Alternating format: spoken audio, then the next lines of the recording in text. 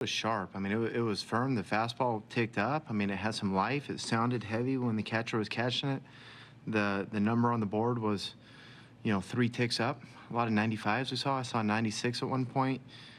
Just talking with Frenchie, it sounds like they've been working. I don't know exactly what on, but it sounds like there's adjustments being made. Tomo's making adjustments. He's, we've talked about that. The league has adjusted to him, and he's got to kind of adjust back. And that's a heck of a lineup. He just kind of rolled through right there, those top 5 guys. So really proud of him.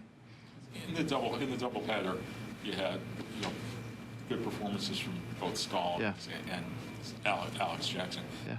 How gratifying is it to you that you get 2 guys off the street, basically, who come in and help the team in an important position? Yeah, and these are major league players. We did get him off the street in a sense. Although, Stallings was at home. They signed him in Norfolk, a week before he showed up here, and then Alex Jackson was in the Scranton playing good. That's how he ended up here. But it's a credit to the players. They're major league players.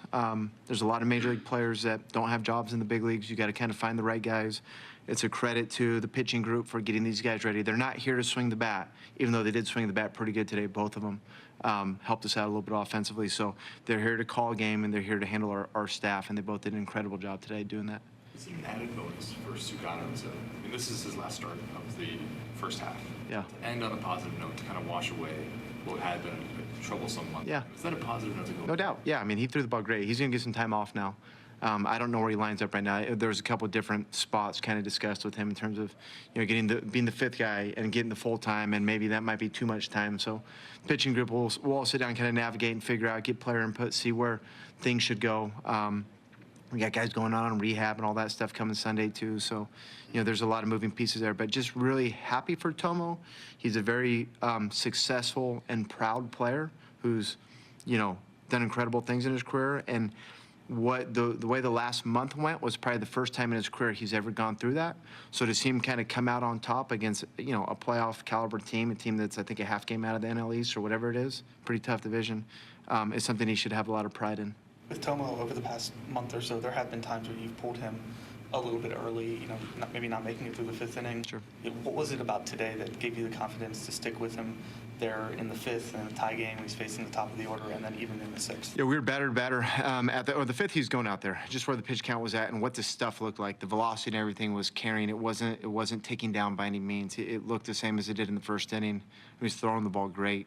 And then going out in the 6th, we were better. So if somebody got on, we had Kid up. We would have probably brought him in right there just because, it was a 2-run lead, I think, at that point, whatnot. But, and we do that a lot. That's not abnormal. That's a normal thing.